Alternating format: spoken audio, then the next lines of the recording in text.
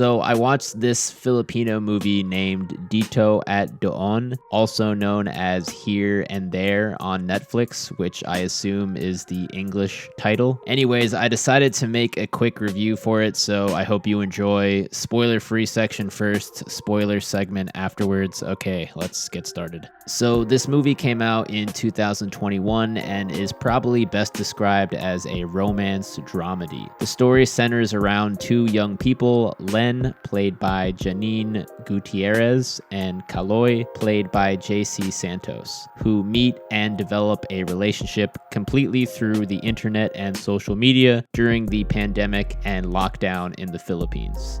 The pandemic, the lockdown, and all of the societal issues related to it serves as a backdrop for this romance, affecting its development and playing a role in both its beginning and how it turns out in the end.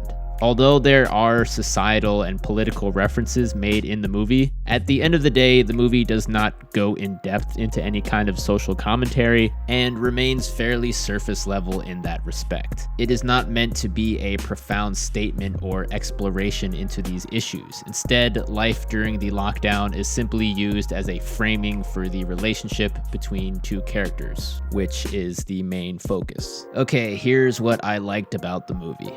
First, even though this movie did not go super in-depth with its social commentary on the pandemic and those times, it did manage to do a good job depicting it. The feeling of loneliness and distance from not only the public at large, but also family members and close friends really came across for me. The constant updates from the news and government and the worry of you or someone you care for becoming sick. I am from the United States, but these things in the movie were all still super relatable to me.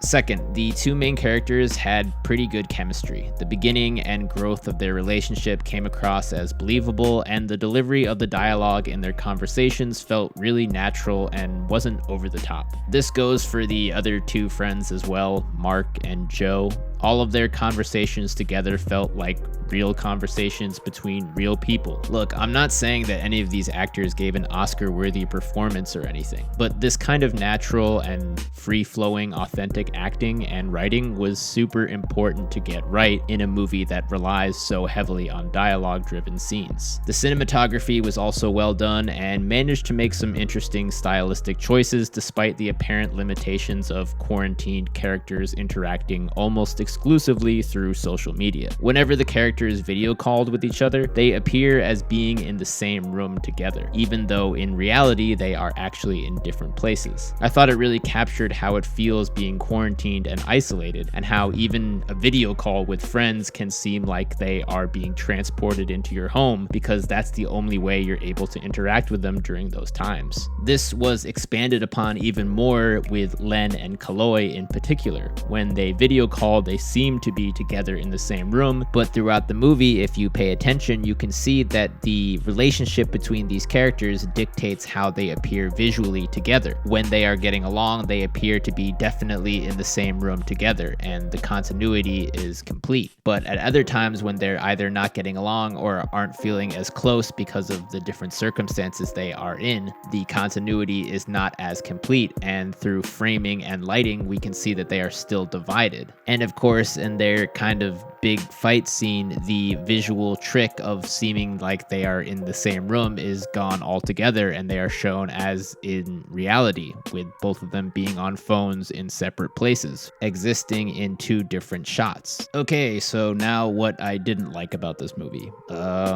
Yeah, basically my only significant problem is with the ending. I will get to this more in a minute, but for now, I'll just say that the ending seemed a bit sudden. Look, whether the conclusion of a romance movie I watch is a happy one or a sad one, I just need it to make sense and have sufficient explanation or justification, which felt very scarce and hard to come by in the conclusion of this movie. I have my own thoughts about why the movie ended the way it did, but as I'll explain afterwards, no matter what its intentions or reasons, it didn't end up seeming well executed or purposeful, and just came across as a cop-out. Alright, so with that being said, my overall takeaway from watching this movie was it was cool. It wasn't amazing by any stretch of the imagination, but it was decent. I liked the chemistry between the two leads, I liked the natural acting and dialogue, and the romance didn't make me gag. The music was nice, the cinematography was creative and resourceful. Yes, this movie plays it very safe and stays surface level in terms of its social and political context, but it still managed to be relatable with its depiction of pandemic times. I'm gonna give this movie a 6 out of 10, mostly because of the ending. If you're looking for an interesting take on a rom-com framed within the time of the pandemic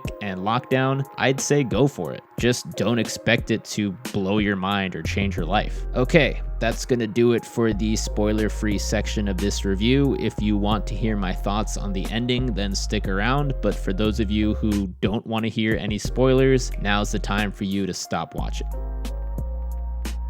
So when the credits appeared and the movie ended, I was just sitting there thinking, that's it?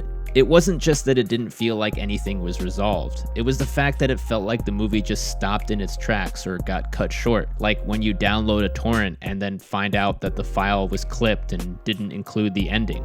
That's what disappointed me the most. I wouldn't have said it was a bad ending just because Len and Kaloy didn't end up together. I am more than capable of enjoying a movie where the two leads don't end up together, or at least appreciating the reasons for it. But the movie just didn't seem to have much to offer in terms of justification for the suddenness of its ending. After I finished the movie and had initially decided it was a bad ending, I decided to go back and look over the movie a bit and try to give the writers and director the benefit of the doubt. There must be a reason they made the choice to end it the way they did, right? So here's what I came up with. Throughout the movie, Len keeps seeing or reading the news about the spread of the pandemic and the quarantine level, the world at large kind of stuff. But she never really seems to be affected by it. She kind of just brushes it off with snarky comments. She's more concerned, as is the movie in general, with her relationship with Kaloy. The pandemic only ever seems to affect her when her mother is at risk of having COVID. Even though she obviously loves her mother and cares about her, her mother is barely in the movie because she's working so hard as a nurse, a profession which places her right in the middle of the reality of what's going on in the world during the pandemic. On the other hand, Len seems very much removed from it and out of touch with how hard it is for other people out in the real world. This is established in the first scene where she has that back and forth with Kaloy through the comments on Face Nook. It's only after she meets and gets to know Kaloy that she starts to understand what it's like for others, at least a little bit. I think the motif here is the idea of distance, the literal distance everyone has to endure from each other and their loved ones during the lockdown, and the distance between normal life before the pandemic and life during it. But then there's also the distance of Len as a character with this reality. It's mentioned by Len in the movie when she's talking to Kaloy that even though her mother technically lives in the same house as her, she feels like she barely sees her and isn't very close with her these days. As we see in the movie, her mother represents someone who is right in the mix of the pandemic. She is in touch with it, while Len just stays at home and is out of touch. Throughout the movie, we continue to see the world and everyone else's problems seeming less important or in the background compared to Len's immediate personal life, which is the main focus of the movie. So what could this possibly have to do with the ending?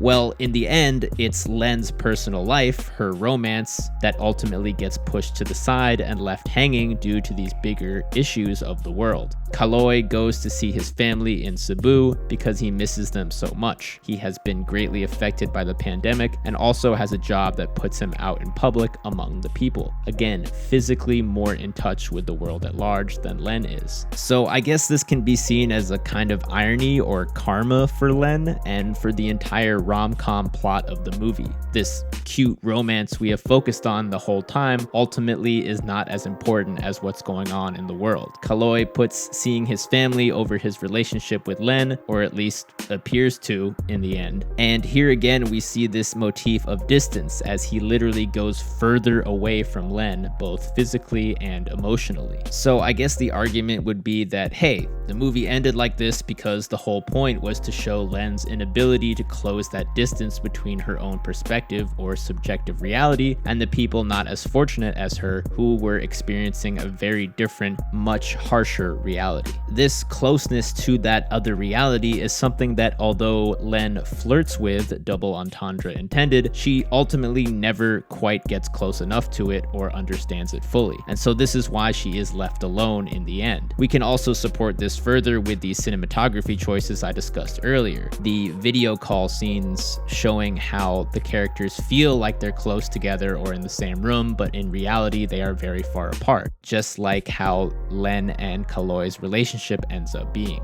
So maybe that's the case. Maybe that was the point being made by the ending. Maybe it was trying to say something after all. Maybe.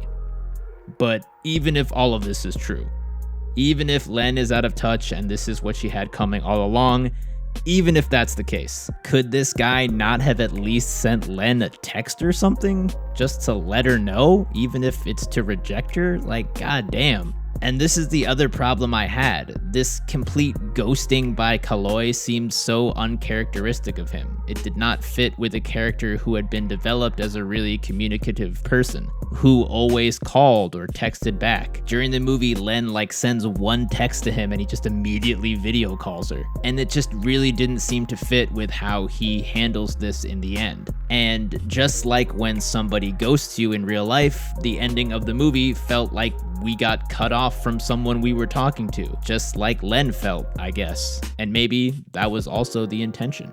Alright guys, that's gonna do it for this review and this video. I hope you enjoyed. Let me know what you thought about the movie. How did you think the ending held up? Yeah, I'm TwoTenEast. Thanks for watching. Have a good day or night or whatever.